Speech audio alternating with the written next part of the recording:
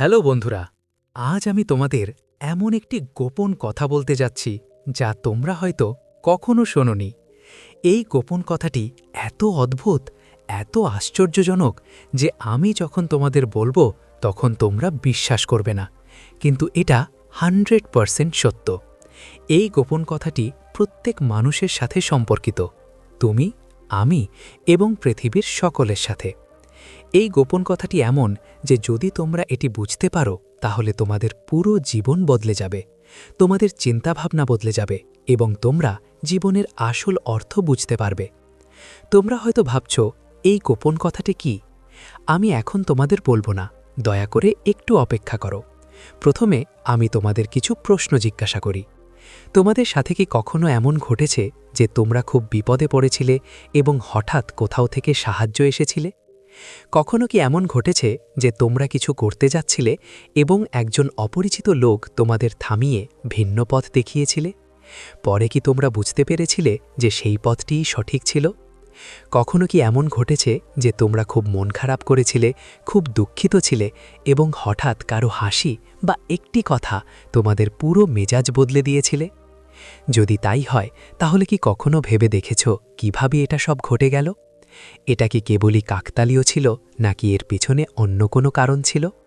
কিন্তু অপেক্ষা করো বন্ধুরা, এই ভিডিওটি তৈরি করার জন্য কি তোমরা এত পরিশ্রম করেছ?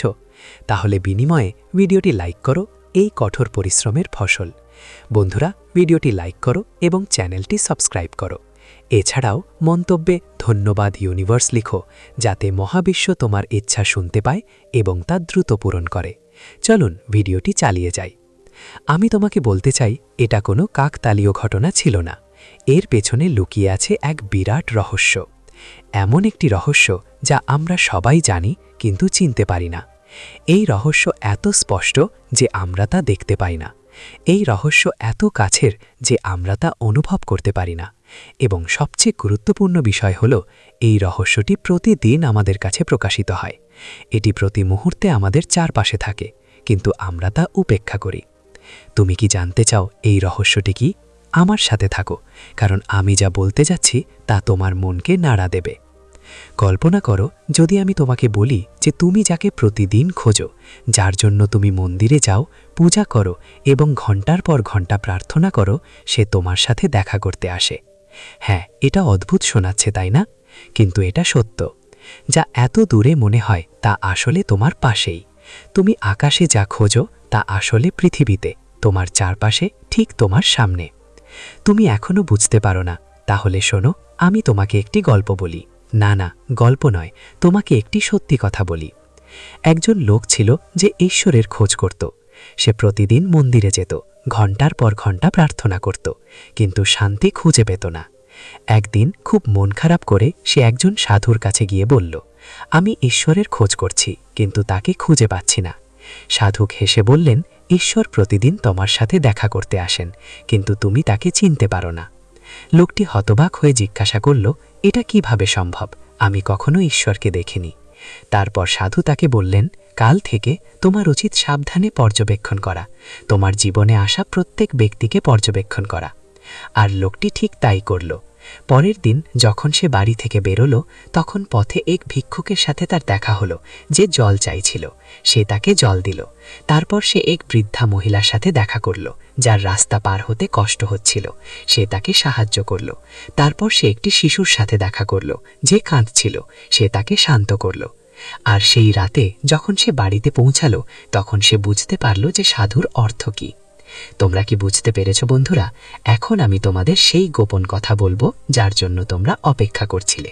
সেই গোপন কথা হলো ঈশ্বর, ভগবান, আল্লাহ, ওয়াহেগুরু, অথবা তোমরা যে নামেই তাকে ডাকো না কেন, তিনি প্রতিদিন আমাদের কাছে আসেন। কিন্তু তিনি কোনো উজ্জ্বল রূপে আসেন না, তিনি কোনো বিশাল রথে আসেন না, তিনি কোনো জাদুকরী উপায়ে আসেন না।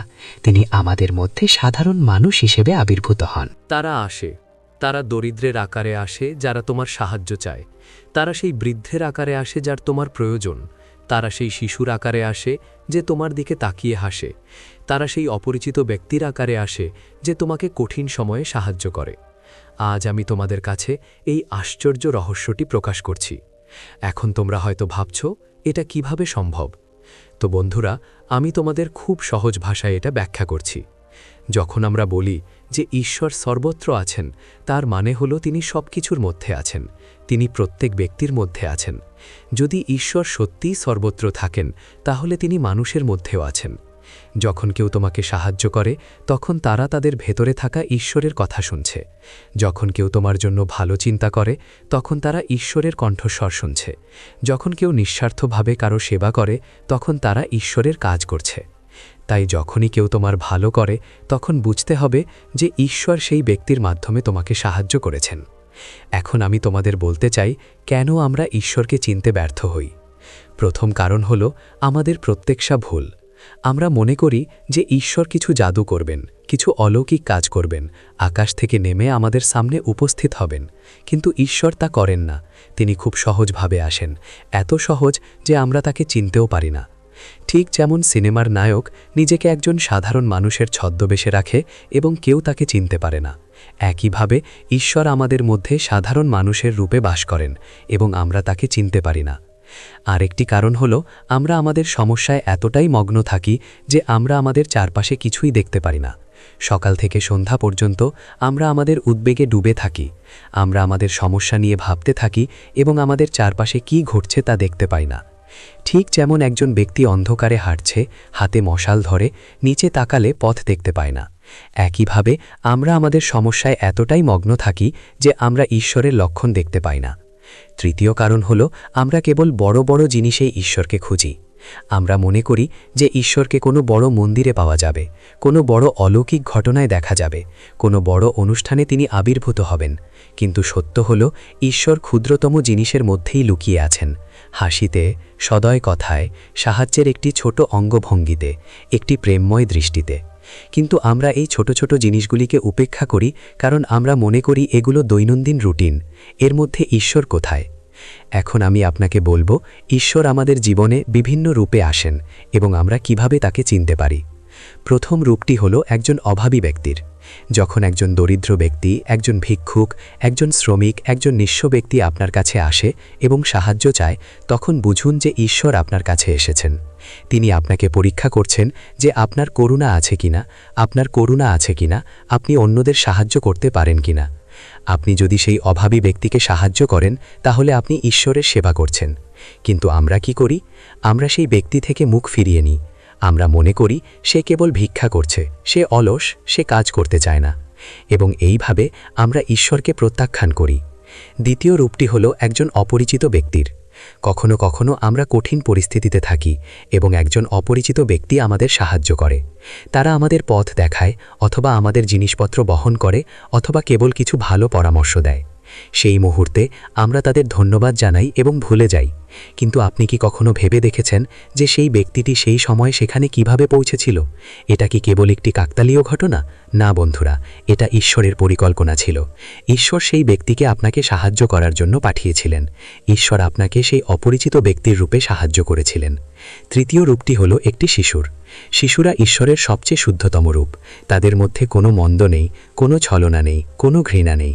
যখন একটি শিশু হাসে, তখন মনে হয় যেন পুরো পৃথিবী আনন্দে ভরে গেছে। যখন একটি শিশু বাজায়, তখন তারা কোনো কিছু নিয়ে চিন্তা করে না, তারা কেবল খুশি, আনন্দিত। শিশুরা আমাদের শেখায় কিভাবে চিন্তা ছাড়াই জীবন বাঁচতে হয়। শুধু খুশি থাকা, কোনো চিন্তা ছাড়াই, কোনো ভয় ছাড়াই। এই তো ঈশ্বর আমাদের আরও শেখাতে চান, কিন্তু আমরা শিশুদেরকে কেবল নশ্বর হিসেবে দেখি এবং তাদের কাছ থেকে কিছু শেখার চেষ্টা করি না। চতুর্থ দিকটি হলো একজন প্রবীণদের অভিজ্ঞতার ভাণ্ডার থাকে। তারা জীবনের সমস্ত রং দেখেছেন, আনন্দ, বেদনা অনুভব করেছেন। যখন একজন প্রবীণ আপনাকে পরামর্শ দেন, তখন মনোযোগ দিয়ে শুনুন, কারণ সেই পরামর্শ ঈশ্বরের কাছ থেকে আসে। প্রবীণরা জীবনের আসল অর্থ বোঝেন। তারা জানে কোনটা গুরুত্বপূর্ণ আর কোনটা নয়। কিন্তু আমরা কি করি? আমরা বড়দের কথা উপেক্ষা করি। আমরা মনে করি তারা পুরনো দিনের কথা বলছে, আর তাই আমরা ঈশ্বরের জ্ঞানকে প্রত্যাখ্যান করি। পঞ্চম রূপ হলো প্রকৃতি হলো ঈশ্বরের সবচেয়ে সুন্দর রূপ। সকালে যখন সূর্য ওঠে, সন্ধ্যায় যখন চাঁদ জ্বলে, যখন ফুল ফোটে, যখন পাখিরা কিচিরমিচির করে, যখন বাতাস বইতে থাকে, যখন বৃষ্টি হয়, এগুলো সবই ঈশ্বরের লক্ষণ।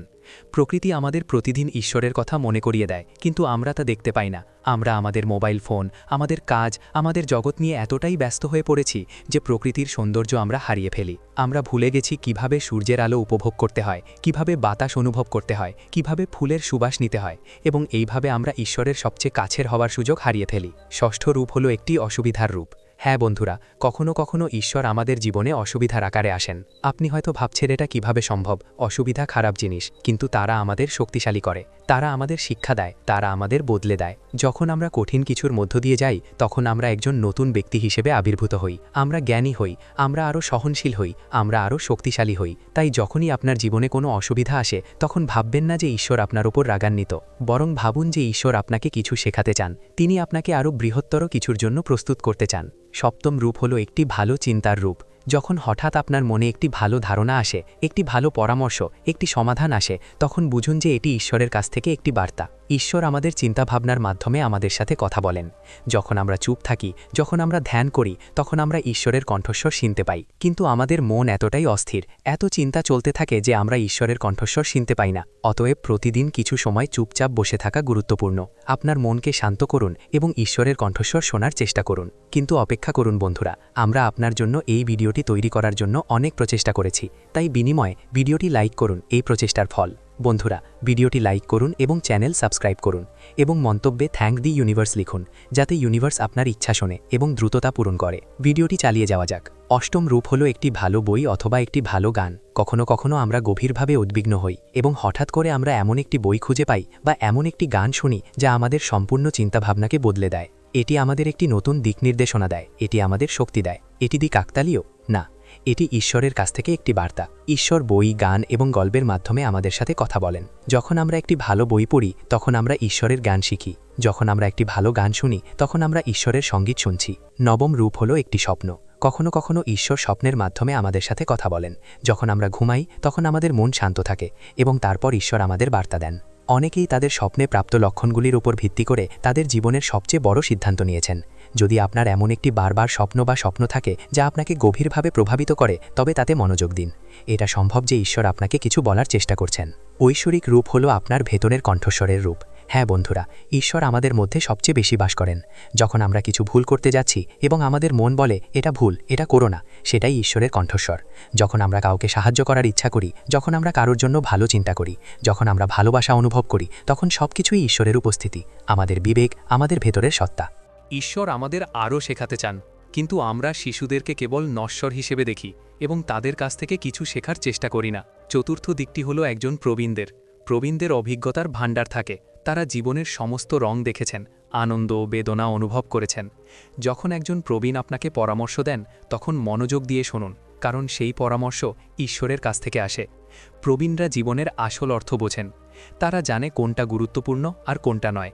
কিন্তু আমরা কি করি?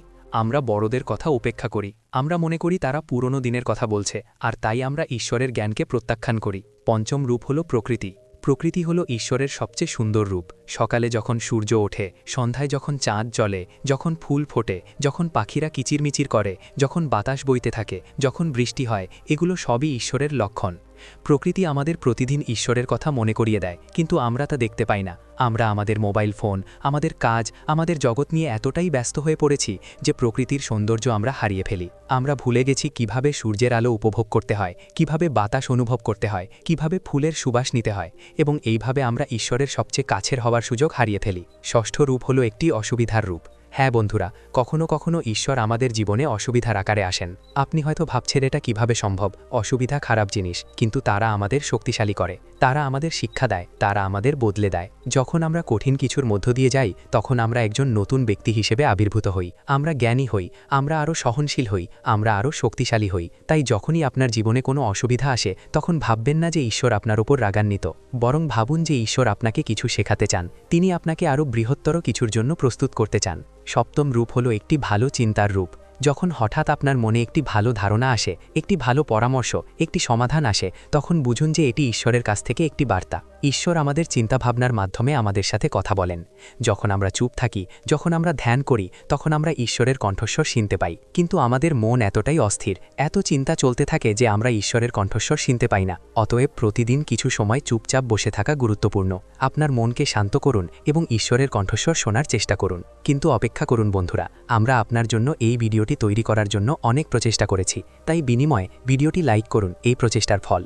বন্ধুরা, ভিডিওটি লাইক করুন এবং চ্যানেল সাবস্ক্রাইব করুন এবং মন্তব্যে থ্যাংক দি ইউনিভার্স লিখুন, যাতে ইউনিভার্স আপনার ইচ্ছা শোনে এবং দ্রুততা পূরণ করে। ভিডিওটি চালিয়ে যাওয়া যাক। অষ্টম রূপ হলো একটি ভালো বই অথবা একটি ভালো গান। কখনো কখনো আমরা গভীরভাবে উদ্বিগ্ন হই এবং হঠাৎ করে আমরা এমন একটি বই খুঁজে পাই বা এমন একটি গান শুনি যা আমাদের সম্পূর্ণ চিন্তাভাবনাকে বদলে দেয়। এটি আমাদের একটি নতুন দিক নির্দেশনা দেয়, এটি আমাদের শক্তি দেয়। এটি দি কাকতালীয়? না, এটি ঈশ্বরের কাছ থেকে একটি বার্তা। ঈশ্বর বই, গান এবং গল্পের মাধ্যমে আমাদের সাথে কথা বলেন। যখন আমরা একটি ভালো বই পড়ি, তখন আমরা ঈশ্বরের জ্ঞান শিখি। যখন আমরা একটি ভালো গান শুনি, তখন আমরা ঈশ্বরের সঙ্গীত শুনছি। নবম রূপ হলো একটি স্বপ্ন। কখনো কখনো ঈশ্বর স্বপ্নের মাধ্যমে আমাদের সাথে কথা বলেন। যখন আমরা ঘুমাই, তখন আমাদের মন শান্ত থাকে এবং তারপর ঈশ্বর আমাদের বার্তা দেন।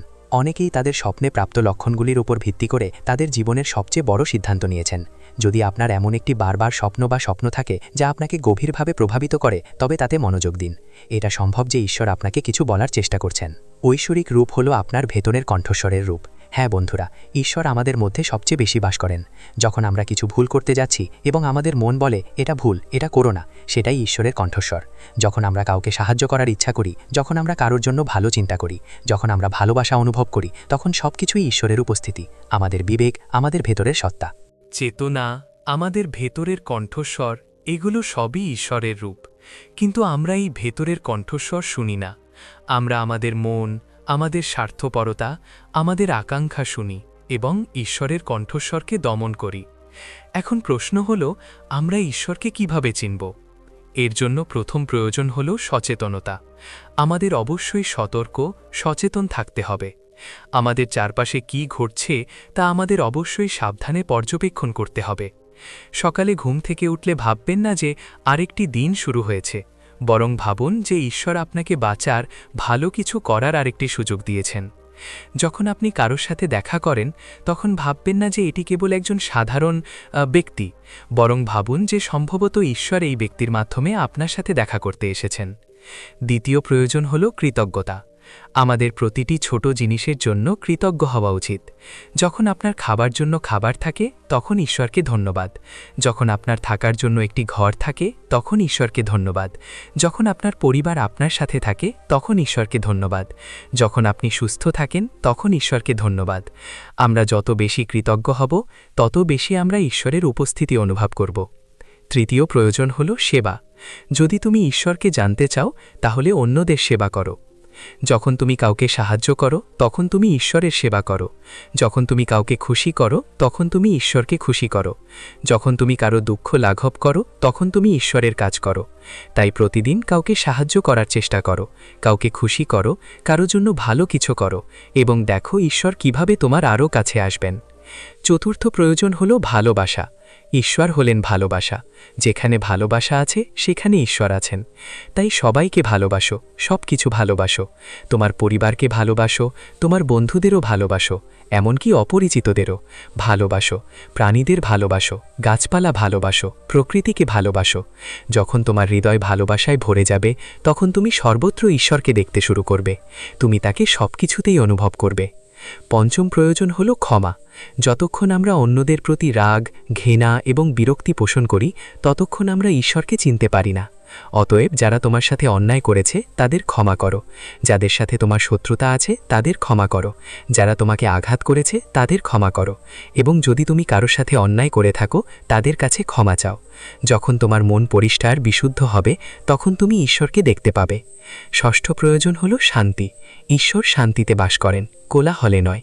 তাই প্রতিদিন কিছু সময় চুপচাপ বসে কাটান, মনকে শান্ত করুন, আপনার চিন্তাভাবনা শান্ত করুন, ধ্যান করুন, প্রার্থনা করুন, অথবা কেবল চুপচাপ বসে থাকুন। যখন তুমি চুপ থাকবে তখন তুমি ঈশ্বরের কণ্ঠস্বর শুনতে পাবে, তার উপস্থিতি অনুভব করো। এখন আমি তোমাকে বলি, যখন আমরা ঈশ্বরকে চিনতে শুরু করি তখন আমাদের জীবনে কি ঘটে? পরিবর্তন ঘটে। প্রথম পরিবর্তন হলো আমরা আরও সুখী হই। যখন আমরা বুঝতে পারি যে ঈশ্বর আমাদের সাথে আছেন, তিনি আমাদের চারপাশে আছেন, তখন আমরা কোনো কিছুর ভয় পাই না। আমরা জানি যে যা কিছু ঘটে তা ঈশ্বরের ইচ্ছায় হয়, এবং যা কিছু ঘটে তা আমাদের ভালোর জন্যই হবে। এই বিশ্বাস আমাদের শান্ত এবং সুখী রাখে। দ্বিতীয় পরিবর্তন হলো আমরা অন্যদের আরও ভালোবাসি। যখন আমরা প্রতিটি ব্যক্তির মধ্যে ঈশ্বরকে দেখি তখন আমরা কাউকে ঘৃণা করতে পারি না। আমরা বুঝতে পারি যে প্রতিটি ব্যক্তি ঈশ্বরের সন্তান, প্রতিটি ব্যক্তির মধ্যে ঈশ্বরের একটি অংশ রয়েছে। তাই আমরা প্রত্যেককে ভালোবাসি, আমরা সকলকে সম্মান করি, আমরা সকলকে সাহায্য করি। তৃতীয় পরিবর্তন হলো আমরা আরও কৃতজ্ঞ হব। এমনকি ক্ষুদ্রতম জিনিসের জন্য আমরা কৃতজ্ঞ। আমরা বুঝতে পারি যে আমাদের যা কিছু আছে তা ঈশ্বরের কাছ থেকে একটি উপহার। এই কৃতজ্ঞতা আমাদের হৃদয়ে শান্তি এবং তৃপ্তি নিয়ে আসে। চতুর্থ পরিবর্তন হলো আমরা আরও শক্তিশালী হয়ে উঠি। যখন আমরা জানি যে ঈশ্বর আমাদের পাশে আছেন তখন আমরা যে কোনো চ্যালেঞ্জের মুখোমুখি হতে পারি। আমরা হাল ছাড়ি না বা নিরুৎসাহিত হই না। আমরা জানি যে এই চ্যালেঞ্জও ঈশ্বরের কাছ থেকে একটি উপহার এবং আমরা এর থেকে কিছু শিখব। পঞ্চম পরিবর্তন হলো আমরা আরও ভালো হয়ে উঠি।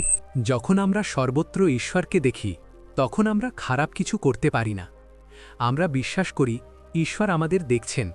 আমরা তাকে হতাশ করতে পারি না। তাই আমরা সর্বদা সত্য বলি, আমরা সৎভাবে কাজ করি, আমরা অন্যদের মঙ্গলের কথা চিন্তা করি। বন্ধুরা, এখন আমি তোমাদের জীবনে ঈশ্বরকে চিনতে কিছু ব্যবহারিক উপায় বলি। প্রথম উপায় হল প্রতিদিন সকালে ঘুম থেকে উঠে ঈশ্বরকে ধন্যবাদ জানাও। ঘুম থেকে ওঠার সাথে সাথেই চোখ খুলো। প্রথমে ঈশ্বরকে ধন্যবাদ জানাও যে তোমাকে আরেকটি দিন দিয়েছে।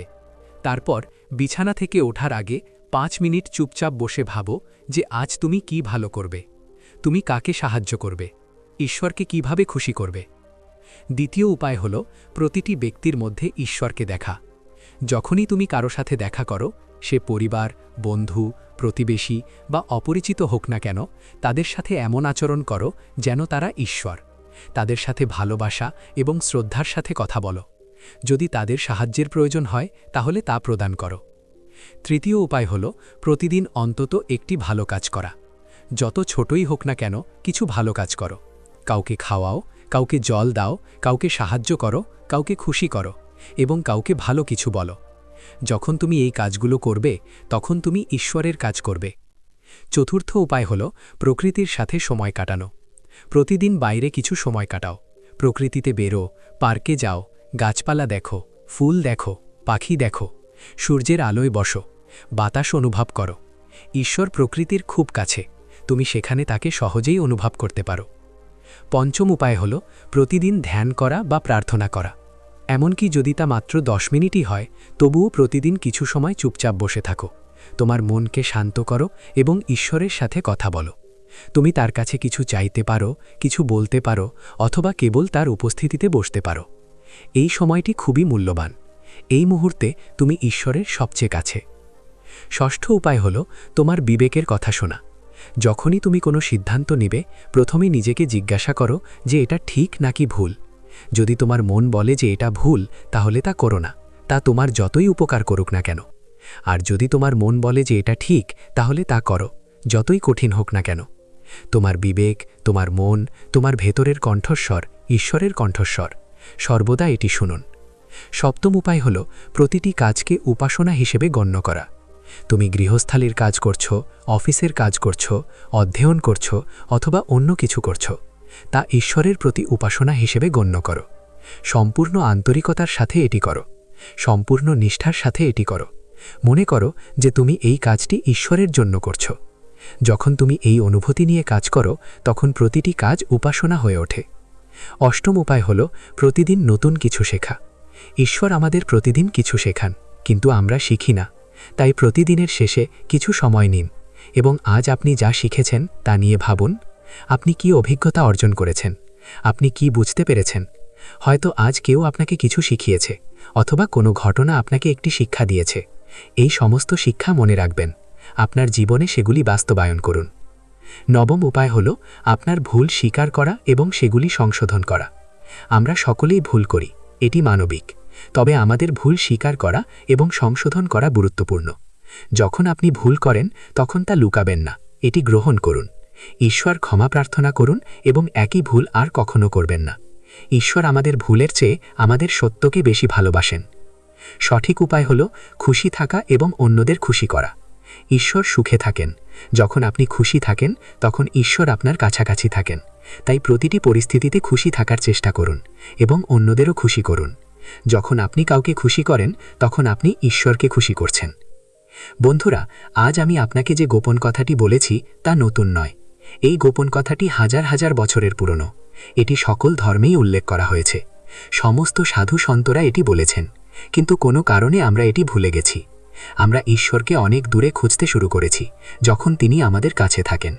আমরা ঈশ্বরকে আকাশে খুঁজতে শুরু করেছি যখন তিনি পৃথিবীতে থাকেন। মানুষ মন্দিরে ঈশ্বরকে খুঁজতে শুরু করেছে, যদিও তিনি সর্বত্র আছেন। আমি বলছি না যে মন্দিরে যাবেন না বা উপাসনা করবেন না। যান, উপাসনা করুন, কিন্তু কেবল এটিই যথেষ্ট নয়। সত্যিকারের উপাসনা হল আপনার জীবনে ঈশ্বরকে চিনতে পারা, তাকে অনুভব করা, তার বার্তাগুলি বোঝা। সত্যিকারের প্রার্থনা হল অন্যদের সাহায্য করা, অন্যদের ভালোবাসা, অন্যদের খুশি করা। সত্যিকারের ভক্তি হল একজন ভালো মানুষ হওয়া, সৎ হওয়া, সত্যবাদী হওয়া। এখন শেষ করার আগে আমি একটি অনুরোধ করতে চাই। এখনই আপনার জীবনে ঈশ্বরকে চিনতে পারা শুরু করুন। যখন আপনি বাড়িতে যাবেন তখন আপনার পরিবারের সদস্যদের সাথে ভালোবাসার সাথে আচরণ করুন, তাদের ঈশ্বরের অবতার মনে করুন। যখন আপনি রাস্তায় কাউকে অভাবী দেখতে পাবেন তখন তাদের সাহায্য করুন। কল্পনা করুন যে ঈশ্বর আপনাকে পরীক্ষা করছেন। যখন আপনি প্রকৃতির কাছে যান তার সৌন্দর্য দেখুন, অনুভব করুন যে ঈশ্বর আপনাকে তার সৃষ্টি দেখাচ্ছেন।